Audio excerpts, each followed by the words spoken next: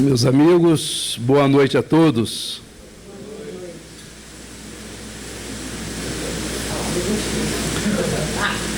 Horrível. Aí eu vou dar a segunda chance, porque vocês responderam para os mortos, para os desencarnados. Aí eu vou tentar falar no mesmo tom, na mesma cadência, dando a vocês a chance de responder para nós aqui, para os encarnados. Então eu digo de novo, queridos amigos, boa noite a todos. Boa noite. Imagina se vocês já começam assim com esse desânimo, quando for lá para as 11h30, quando estiver na metade da palestra. Eu me apresso a dizer que não se preocupem, porque eu acho que nem eu me aguento ouvir durante tanto tempo. Então, quando vocês pensarem que eu vou engatar numa outra, eu já estarei terminando mais uma palestra, mais uma oportunidade de trabalho no Grupo Fabiano. Diversas formas eu teria para começar a palestra da noite de hoje. Uma delas é de que o mês de dezembro, costumeiramente, nós colocamos ou tentamos colocar as coisas no lugar, não é assim? E hoje, então, comecei o dezembro, esses dias, já tentando arrumar o escritório, em função do trabalho do livro. Foi um trabalho muito exaustivo, depois da publicação, o processo de divulgação, de modo que somente agora eu começo a rever arquivos, material. E então tinha uma série de livros, o escritório eu não conseguia entrar. Então, arrumando, encontrei um livro do Jorge Damas Martins sobre o Newton Boechat, e eu já tinha olhado esse livro, já tinha até lido, mas não me lembrava absolutamente dos detalhes do livro. E folheando, então, a obra, lendo os primeiros parágrafos dos capítulos, naquela leitura dinâmica, eis que chego ao último capítulo, em que lá há uma página que se inicia assim: Caro Eduardo. Eu comecei a ler a mensagem. Demorei um pouco, mas lembrei-me daquela noite de 1991, aqui no Grupo Espírita Fabiano, quando o saudoso e querido Salomão Misraí psicografou uma mensagem do Boechat dirigida a mim naquela noite em que eu fazia uma palestra aqui no grupo.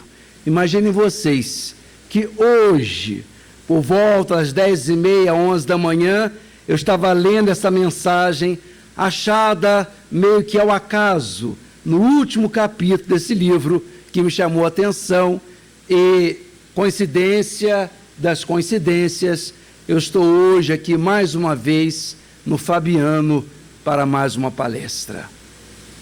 Cada vez mais difícil, porque antes eu chegava aqui, às vezes no início da rua, ainda dava uma aceleradinha, como diz o outro, um tirinho, um tiro, subindo a ladeira, não é? Vocês viram que hoje eu cheguei tão descompensado que ela me chamou para sentar no lugar, como é de praxe, assim, não, deixa eu ficar aqui um pouco, deixa eu ficar aqui me compensando. Meus amigos, está cada vez mais difícil subir essa ladeira. Mas hoje, nesses quase 40 anos de tarefa, eu trago para os companheiros um livro em que eu digo que eu reuni tudo que eu sabia de espiritismo. Eu agora tenho de estudar mais 40 anos para poder escrever alguma coisa. Então, como disse a nossa companheira, ao final teremos uma alegria grande em autografar os exemplares que os companheiros desejarem, já que os vínculos que eu tenho com essa casa vão de longa data, de muito tempo, e isso me faz muito feliz, torna o meu coração muito feliz. Então, que Deus nos abençoe, que tenhamos uma noite de paz, uma noite de tranquilidade, né? Eu aqui, nessa introdução longa, eu ainda estava aqui procurando me compensar para poder começar a palestra, então. Então, João Batista foi condenado à morte e antes foi encarcerado na fortaleza de Maqueronte. Jesus, seu primo, segundo os registros bíblicos, decidiu ausentar-se de Jerusalém. Ao que dizem, Jerusalém, do ponto de vista teológico, religioso, tinha um ambiente muito rígido, muito fechado, muito estreito. E talvez por isso, diante da mensagem libertadora de Jesus, o mestre optasse por permanecer mais tempo na Galileia. A Galileia havia sido um terreno que havia recebido fortemente a influência grega. E talvez por causa dessa união do pensamento grego, da cultura grega, a Galileia era um ambiente um pouco mais, diríamos, light, mais soft, mais flexível. E esse ambiente, de alguma maneira, agradava mais o mestre. Diante, então, do encarceramento, da prisão de João Batista, ele decide sair da Judéia, cuja capital era Jerusalém, e voltar à sua querida Galileia, ali pelos meios de Tiberíades, pelas regiões de Cafarnaum. Jesus poderia ter saído da Judéia e ido para a Galileia por um caminho alternativo, mas decidiu cortar longitudinalmente a Palestina, e isso o obrigou a passar por uma região conhecida como Samaria.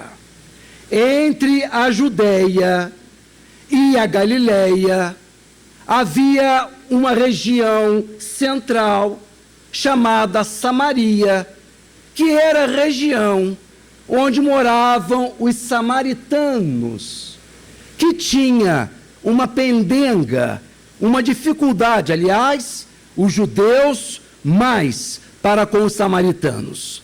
Havia uma divisão, bases teológicas, vindas do século VIII antes do Cristo. O fato é que os judeus não bicavam com os samaritanos. Eram dois povos, acreditavam no único Deus, o Deus dos dois era o mesmo, mas não se gostavam, havia futricas, brigas, desavenças, perseguições contínuas entre os judeus e os samaritanos. Daí que nós lembramos de Jesus ao narrar-nos a parábola do bom samaritano, como que a querer fustigar, como a querer mexer com seus conterrâneos, chamando os samaritanos de bons. Na parábola, nem o levita, nem o sacerdote param para cuidar do homem ferido. Quem desce do cavalo é o samaritano. Jesus, então, procurava estreitar esses dois povos a despeito do ódio, da desavença, do desencontro entre essas duas, não pode dizer nem etnias, eram dois povos, duas crenças, duas localidades religiosamente relativamente diferentes. Era sexta hora, ou chamada hora sexta, porque os judeus contavam as horas diferentes de nós. Enquanto que de manhã, nós contamos 6 horas, que veio da meia-noite às 6 da manhã, portanto, meio-dia é 12 horas. Os judeus começam a contar 0 hora às 6 da manhã. As nossas 6 da manhã é 0 horas, então meio-dia vai ser hora sexta. É assim que nós entendemos. Quando Jesus expira na cruz, é hora nona, portanto 3 horas da tarde, 6 mais 3, daria as nossas 15 horas. É hora do almoço, meio-dia. Jesus está trilhando por um caminho relativamente estreito. É um desfiladeiro, porque ao norte está o Monte Ebal e ao sul está o Monte Garizim. De modo que o caminho de Cristo é um caminho estreito, é um caminho, um desfiladeiro que o leva em direção a uma cidade samaritana chamada de Sicar.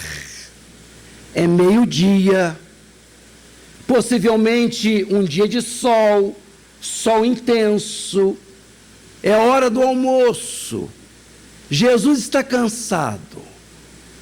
Os discípulos foram à cidade providenciar alguma coisa para comer. Ele está só. E aproveita então para descansar, sentando-se numa fonte, num poço, conhecido pelos israelitas e pelos samaritanos como o poço do pai Jacó. Era uma fonte que, segundo as tradições, havia sido criada, feita pelo pai Jacó. Ele está ali sentado, esperando os discípulos voltarem da cidade.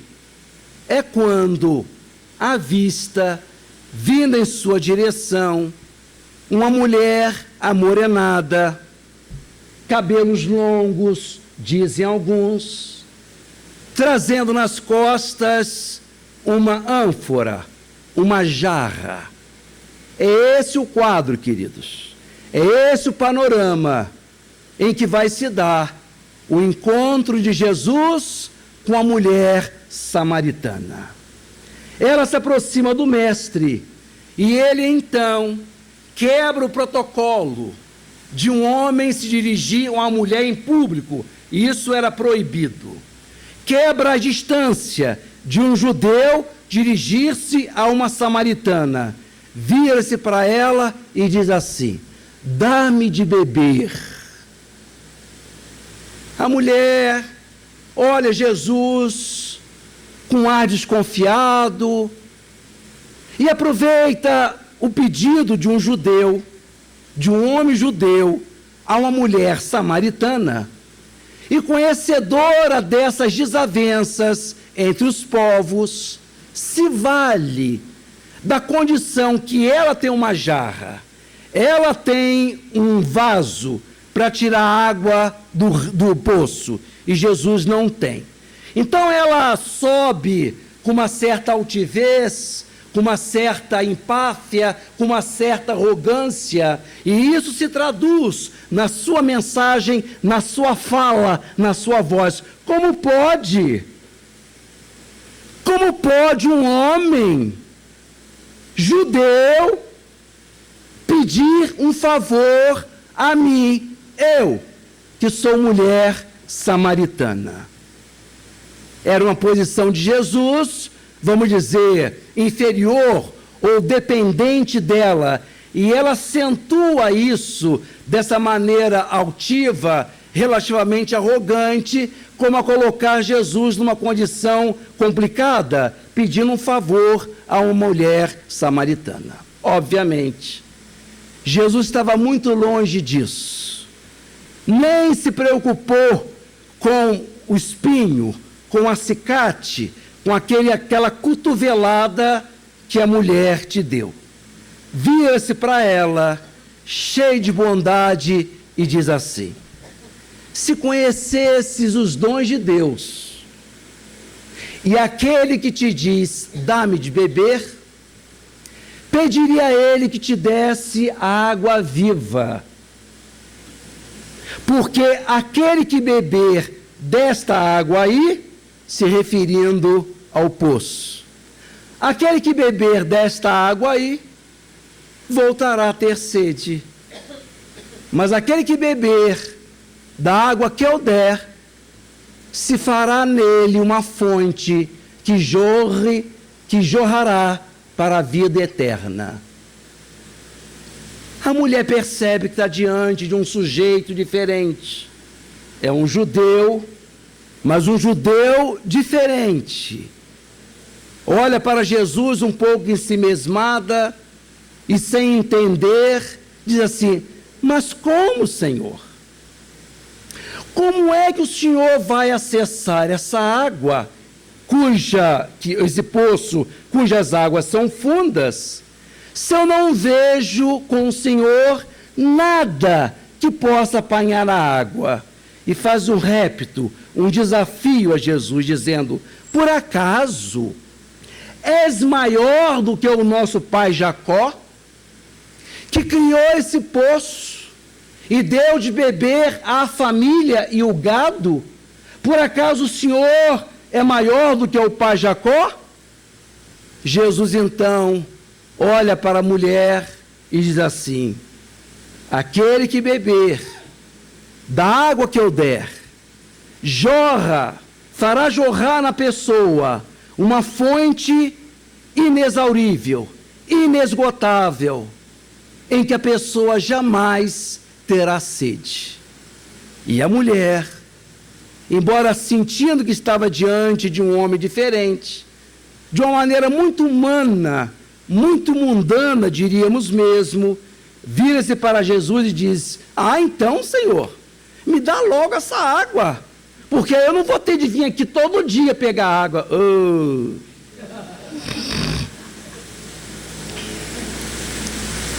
Que água é essa, queridos?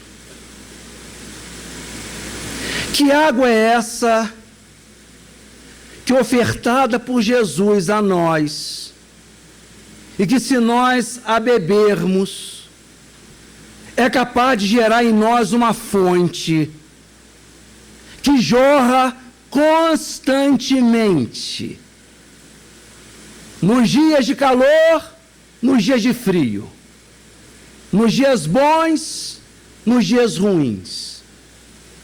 Que água viva é esta? Que fonte viva é esta? Em que, uma vez que a pessoa aceita do Cristo, nunca mais sente sede, nunca mais tem de percorrer estradas procurando dessedentar-se, porque essa água cria, forma na própria criatura uma fonte que jorra constantemente, eternamente, ininterruptamente. Que água é essa? O que é essa água?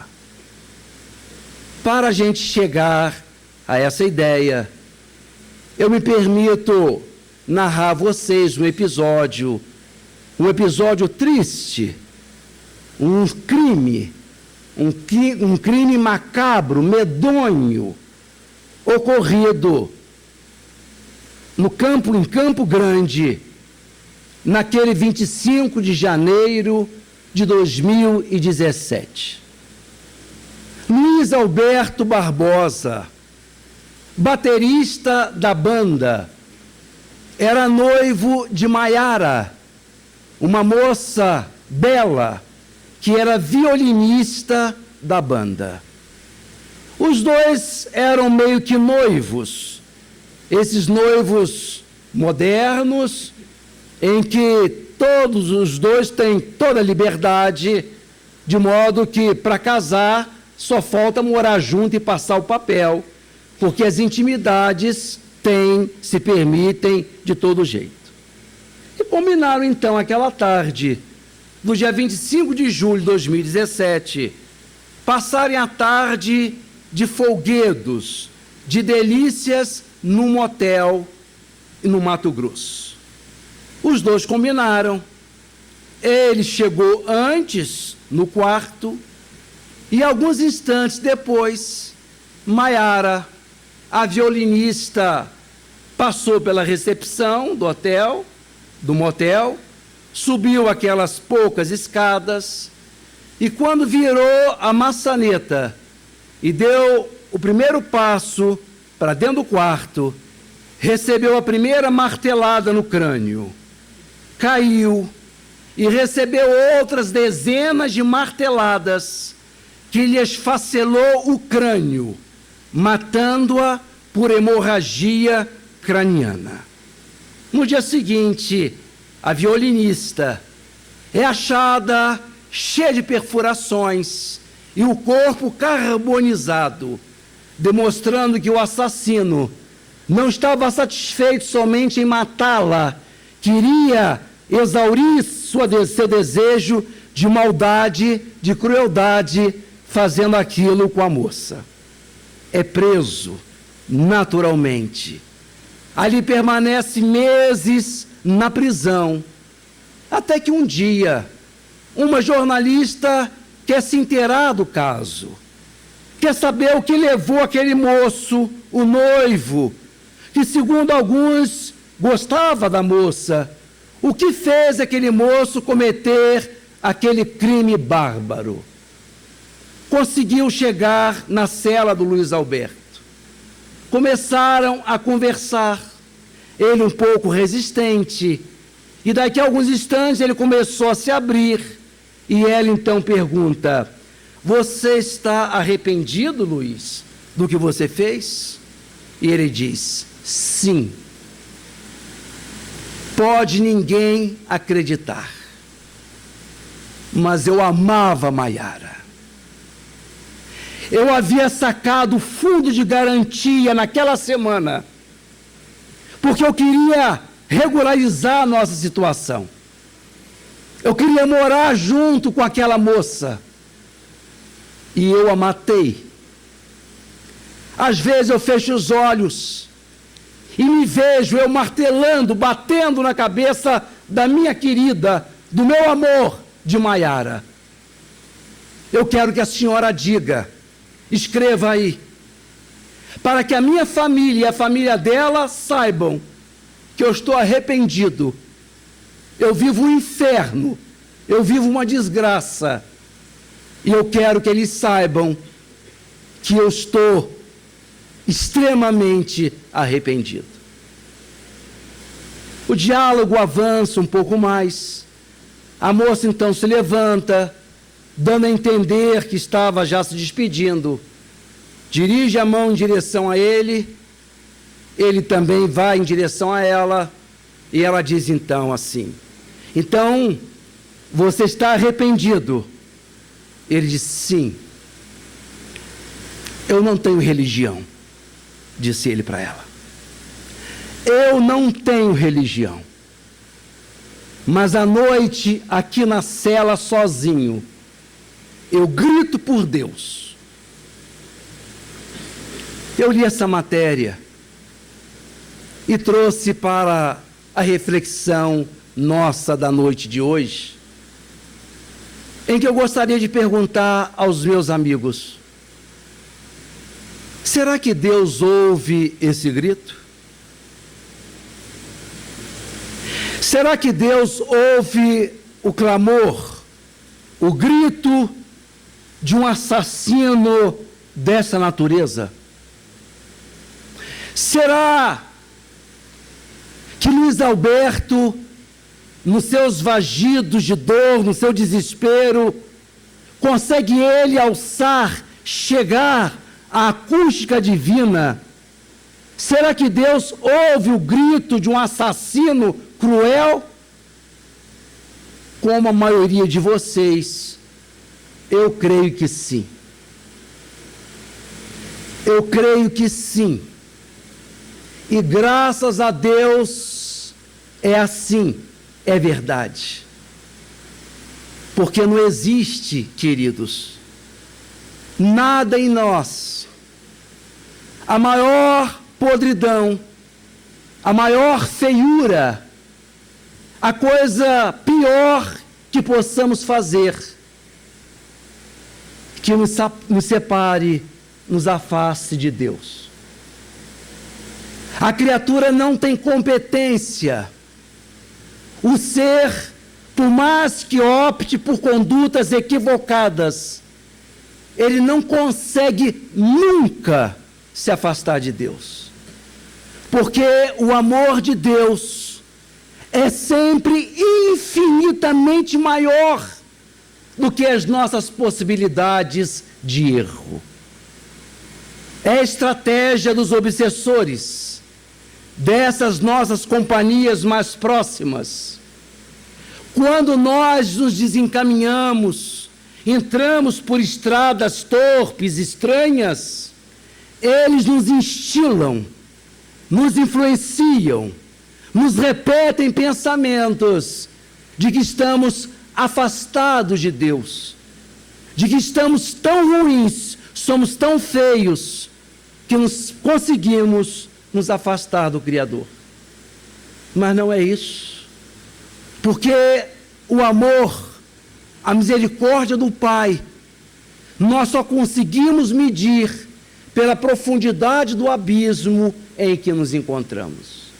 Então, essa coisa que é a água viva, é isso que de alguma forma mantém conectados Luiz Alberto, a criatura, com Deus, o Criador.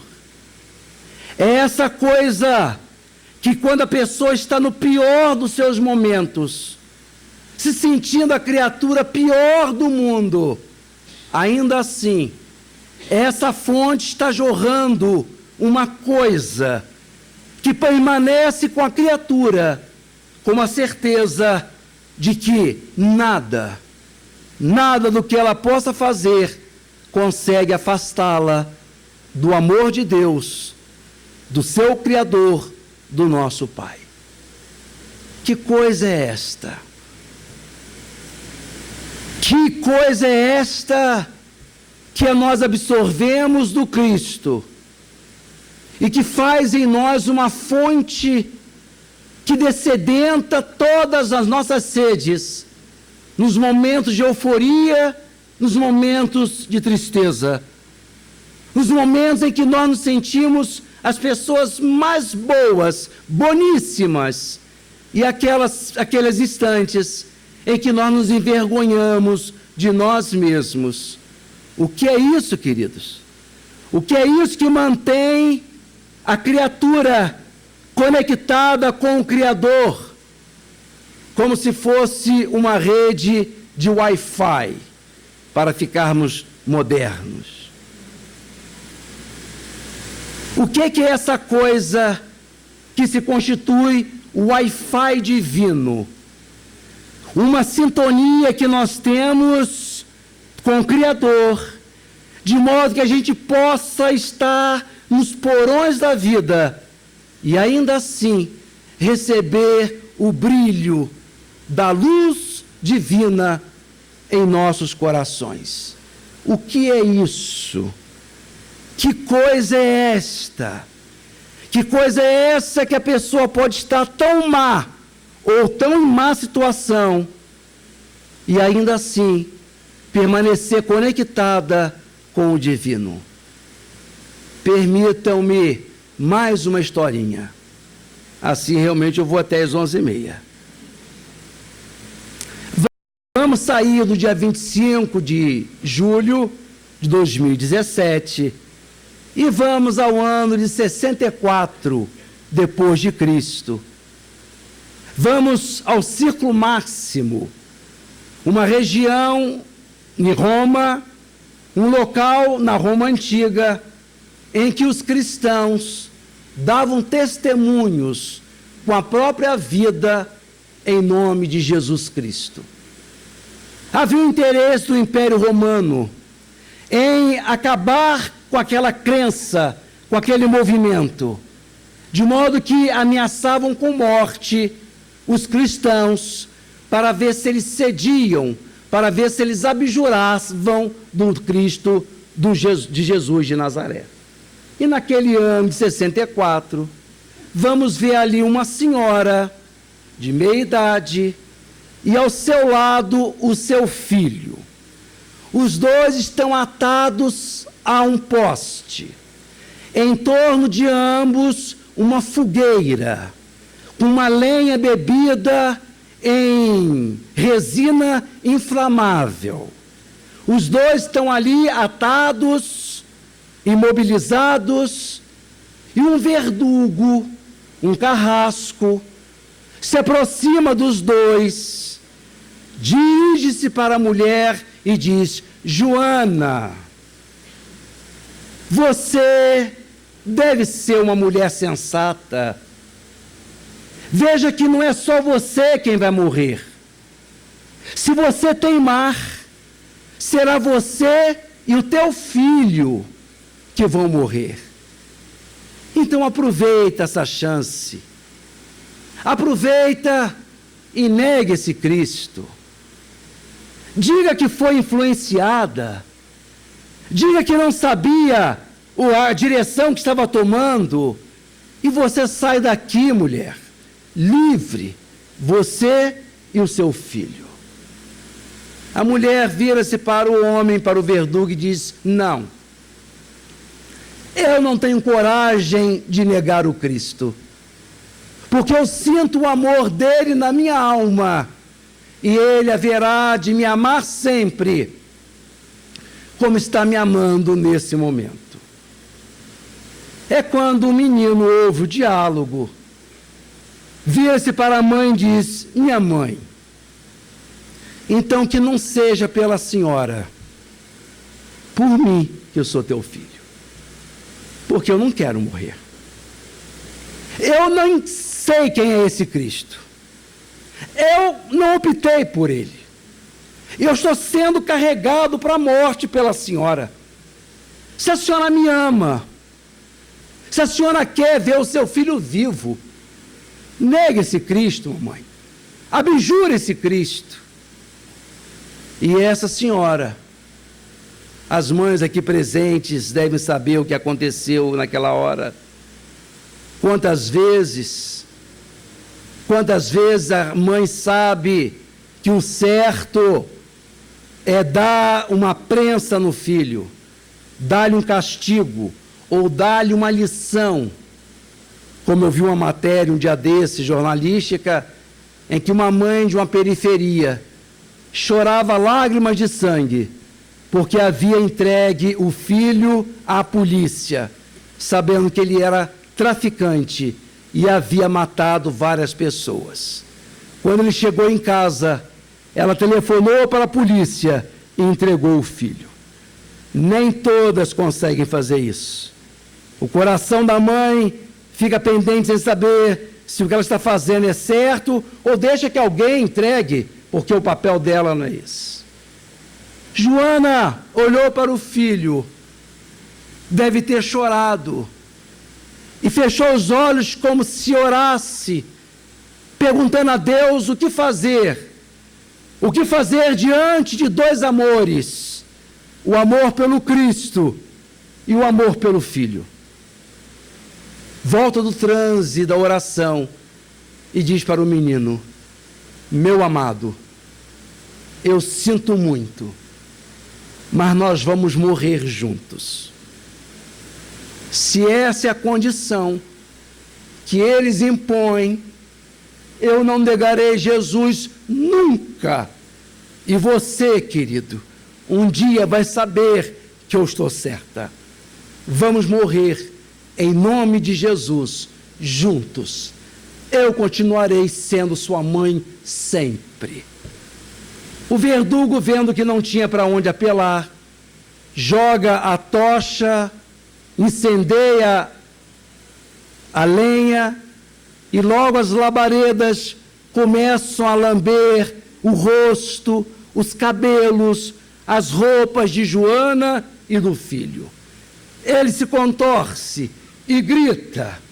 Ela sente as dores e tenta manter-se calada. E o verdugo, então, aproveitando aqueles instantes de extrema crueldade, diz a ela assim: então, mulher tola, é isso que esse Jesus te ensinou? Morrer? É só isso que ele sabe fazer? Ensinar as pessoas a morrerem? E ela, sentindo dores, sentindo queimaduras, ainda consegue gritar com toda a força: não, meu filho, ele não me ensinou só a morrer, ele me ensinou também a te perdoar. E morre Joana, vai em direção às suas finalidades espirituais, dando um testemunho de vida, porque sabia que estava amparada pelas luzes, pela proteção do alto. Então, meus amados, que coisa é esta que mantém conectados o Luiz Alberto e Joana de Cusa? Que coisa é essa, que fonte viva, que água viva é esta, que mantém essas criaturas em momentos tão diferentes, tão díspares, e ao mesmo tempo conectadas com o Criador? Que coisa é esta, senão a fé? A fé, duas letras, uma palavra insignificante, mas que, segundo Emmanuel, não existe coisa pior do que a pessoa perder a fé e continuar vivendo. Fé, queridos, é exatamente essa dinâmica divina que está presente nos nossos corações. Nos momentos em que nós nos sentimos as piores pessoas, nos momentos em que nós nos humilhamos, porque nos envergonhamos perante nós mesmos, não tenhamos dúvida que a conexão com o Senhor, que a conexão com Deus permanece. Às vezes a gente não sabe, às vezes a gente sente e pensa que está expurgado, que está exilado, mas não estamos, porque essa conexão permanece continuamente em nós. É essa fé que nos fala os Espíritos, no capítulo 19 do Evangelho segundo o Espiritismo, a fé divina. Essa fé, que não é exatamente a fé raciocinada, porque essa fé é dos seres, das criaturas, sejam elas católicas, protestantes, budistas, umbandistas, candomblecistas, sejam elas muçulmanas, sejam elas judias. Essa dinâmica de Deus, essa dinâmica divina brota e jorra dentro de todos nós continuamente. É dessa fé que nós resolvemos cuidar na obra que nós trazemos hoje para os companheiros. Uma vez que nós falamos muito da fé raciocinada, da fé que é lógica, da fé que explica, da fé que raciocina, mas poderíamos dizer que uma mãe católica, que numa noite fria, longe de um posto de saúde, ao colocar as mãos juntas e dirigir um sentimento de devoção a Deus, pedindo benefício para um filho, porque a sua fé não é raciocinada, Deus não a ouve, ou ela não existe, porque ainda não compreendeu os processos da vida? Como é que se relaciona a fé cega com a fé raciocinada? Como é que se relaciona esse instinto divino de que nos fala a questão 5 do Livro dos Espíritos? Como é que se relacionam a fé que está na criatura como um todo, e a fé raciocinada. Lembremos-nos de que durante muito tempo, quando a criatura tinha um problema, uma ferida na pele, por exemplo, ela tinha por hábito, aprendeu a molhar miolo de pão e colocar sobre a ferida. E não é que algumas feridas curavam com aquele miolo de pão embebido em água? Algumas feridas curavam, outras não. Então alguns diziam, que curou é porque a pessoa colocou o miolo de pão e teve fé. Quem colocou o miolo de pão, mas não teve fé, não adiantou de nada. E isso ficou. Essa ideia passou durante séculos, como se fosse uma crendice, como se fosse uma simpatia. Vocês já ouviram falar em simpatia? Aquela coisa que a gente não entende, mas a pessoa, por via das dúvidas, faz. E às vezes até que dá certo. Pois essa prática parecia uma simpatia. E alguns curavam, outros não. E então dizia que aquele que curava tinha fé, e aquele que não curava é porque não tinha tido fé suficiente. Até que em 1928, um sujeito chamado Alexander Fleming estava trabalhando com bactérias, culturas de bactérias, no seu laboratório. E naquela noite esqueceu a janela aberta. O vento vazou o ambiente durante a noite e jogou em cima das bactérias uns fungos, umas leveduras.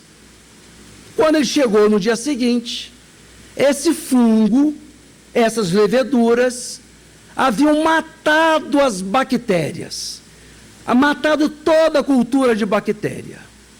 Ainda bem que Alexander Fleming não era igual a um de nós, que, meu Deus, estragou tudo, a gente diria assim, né? Ele olhou aquilo e disse, mas por que esses fungos mataram essas bactérias? Foi estudar e viu que aquele fungo, ele secretava uma substância que tinha o poder de matar a bactéria. Esse fungo, de nome Penicillium, que se produz e reproduz muito no miolo de pão embebido em água. Esse fungo, então, produz essa substância, e foi assim que a humanidade foi agraciada por uma das maiores descobertas no campo da biomedicina, que é o antibiótico. Até 1928, se alguém tinha uma intervenção cirúrgica, quando te recebia alta no hospital, o médico dizia, a senhora vai para casa, ou o senhor vai para casa e reza. Reza para não infeccionar, porque se infeccionar, não podemos fazer nada. E nasce assim a penicilina, o primeiro antibiótico no seio da humanidade. As feridas que curavam com miolo de pão embebido em água eram as feridas infeccionadas com as bactérias sensíveis àquela substância, daí que morriam. Aquelas feridas que não curavam não era coisa de falta de fé ou excesso de fé. É porque as bactérias eram resistentes à penicilina. Agora eu entendi. Mas mesmo quando eu não entendia, a cura se fazia. Mesmo quando a gente não consegue explicar, a fé age. Então a fé é raciocinada. Ela é um estágio à frente, mas ela não nega a fé que é existencial, que está na base da criatura. É dessa fé que eu acho que nós falamos muito pouco no nosso meio. Nós formamos a nossa ideia em torno da fé raciocinada e esquecemos que o fenômeno da fé, ele antecede ao raciocínio, porque é algo que a criatura, que Deus coloca na sua criatura, e que a mantém conectada com Ele para sempre. É dessa fé, meus amigos.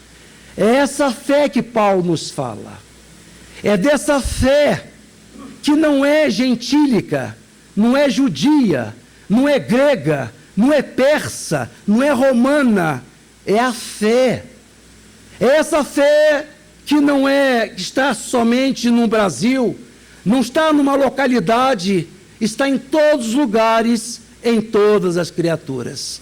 Daí, essa ideia de Paulo em falar de uma fé que é existencial, que está na base de todos nós, como essa conexão, como esse instinto divino, que é confiança e entrega.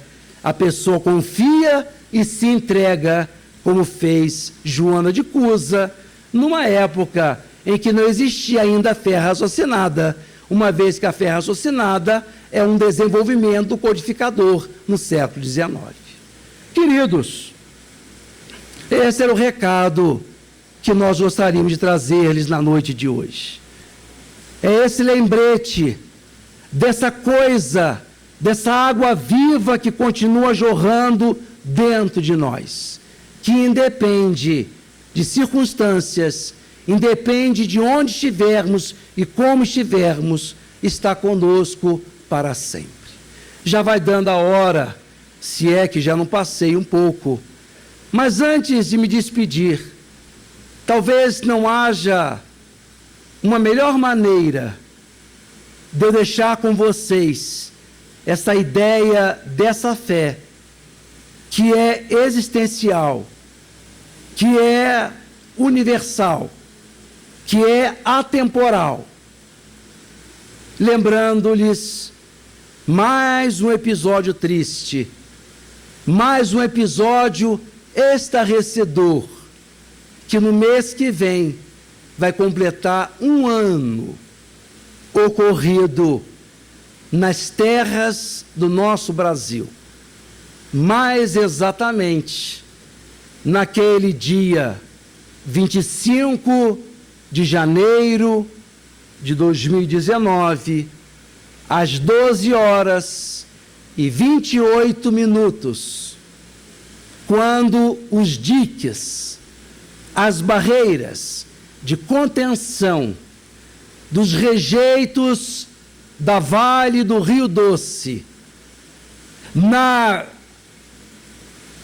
no ambiente, na cidade de Brumadinho, os diques se rompem e desce do morro uma avalanche de lama, um mar de lama que varre pessoas, casas, árvores, tratores, destruindo tudo. Foi um horror, porque mais de 240 pessoas morreram. E até hoje, os nossos bravos bombeiros estão fazendo buscas, procurando ainda os corpos, os 13 corpos, parece-me, que ainda faltam para serem resgatados. Esses homens foram chamados de todas as partes do Brasil. Vieram bombeiros do Sul, bombeiros do Norte, os sotaques diferentes, mas as equipes se uniram no desejo comum de salvar vidas ou resgatar corpos. Durante dias, semanas, esses homens trabalharam com afinco, correndo risco de vida para salvar seus irmãos brasileiros, os que estivessem ainda vivos debaixo da lama. Quando encontravam um morto, um defunto, os nossos bombeiros paravam um instante, crivavam as mãos, juntavam as mãos e faziam uma pequena oração a Cristo, conduzindo aquela criatura para o plano espiritual. Então, às vezes, cansados, exauridos, o peito arfante, eles paravam e faziam uma oração em benefício do desencarnado. Foi assim durante semanas, até que o governo de Israel soube da tragédia, se compadeceu de nós e mandou para o Brasil um destacamento de bombeiros israelenses. Esses têm expertise, conseguem captar a vida debaixo de escombros, estão sempre em guerra e sabem achar pessoas vivas. E esses homens vieram para o Brasil, se juntaram aos nossos bombeiros e as duas equipes, sem que os nossos falassem inglês ou hebraico, e eles sem falar português, mas as duas equipes trabalharam juntas para salvar vidas ou resgatar corpos.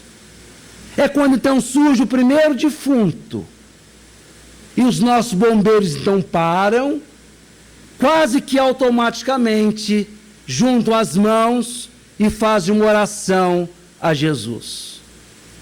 Mas percebem que os seus colegas israelenses não oravam, não tinham orado como eles. Eles ficaram em silêncio, impassíveis, esperando os seus colegas brasileiros rezarem, mas não comungaram da oração. Até que os nossos homens descobriram a razão. É porque enquanto nós somos cristãos, os judeus, embora respeitem muito Jesus, Jesus não tem a mesma prevalência, a mesma importância no judaísmo que tem no cristianismo. Então gerou aquela situação complicada, em que eles tinham vindo de fora nos ajudar, e nós estávamos agora obrigando-os, quase obrigando-os a orar a nossa oração ao nosso Cristo. Aquilo permaneceu durante algum tempo, aquele clima de constrangimento, os nossos homens querendo orar, mas ao mesmo tempo não querendo violentar os seus colegas. Até que alguém, meus amigos, teve uma ideia genial. Alguém disse assim: e se ao invés de fazermos uma oração, façamos 1 minuto de silêncio, porque a fé que é muda, cada um vai orar com o seu sentimento ao seu Deus, do seu jeito, e Deus ouvirá essa oração. E foi assim que as duas equipes, os bombeiros israelenses e os brasileiros, puderam trabalhar. E na hora em que achavam um morto, os dois grupos oravam, porque oravam em silêncio, porque a fé que é interna não precisa se explicar, não precisa verbalizar, ela estava presente no coração de todos eles, como está presente no coração de todos nós. É essa fé, é essa dinâmica da fé que o apóstolo Paulo nos traz, quando diz que não é pelas obras que o homem é salvo, e sim pela fé. E aí permanece uma questão complicada para nós. Aliás, afinal, é a obra ou a fé que salva? Se é a fé quem salva, qual é o sentido de nós, nesse mês de dezembro, no Grupo Fabiano, distribuirmos tantas sacolas, tantas cestas básicas? Se a fé é suficiente, por que a obra? Essa é uma questão que permanece, ou permanecia, sem que pudéssemos entender. Em verdade, quando Paulo fala obras, ele não fala somente obras, tanto em Gálatas 2,16, quanto em Romanos 4,23, ele diz: porque as obras da lei, essas de nada valem, e sim a fé. Obras da lei e não obras, é muito diferente. Mas é o nosso Paulo, o nosso querido ex-discípulo de Gamaliel, que em vários momentos nos canta, nos dá uma ideia do que é esse sentimento profundo, esse sentimento divino que está no coração, na alma de todas as criaturas. Num extremo momento, escrevendo aos Romanos, no capítulo 8, ele brota do seu coração, faz jorrar do seu coração essa fonte viva e escreve para nós, dita para nós esses termos, essa certeza de que o amor de Deus é contínuo, eterno, profundo. Diz ele assim: quem nos separará do amor de Deus? A tribulação? A angústia? A perseguição? O crime? O medo? A espada? A nudez? Sim. Às vezes, bem que parecemos ovelhas a caminho do matadouro. Mas em tudo isto, somos mais que vencedores, graças àquele que nos amou. Pois estou certo de que nem a morte, nem a vida, nem os anjos, nem os principados, nem os poderes, nem a altura, nem a profundeza, nem qualquer criatura ou qualquer outra coisa poderá nos afastar do amor que Deus tem por nós. Muita paz.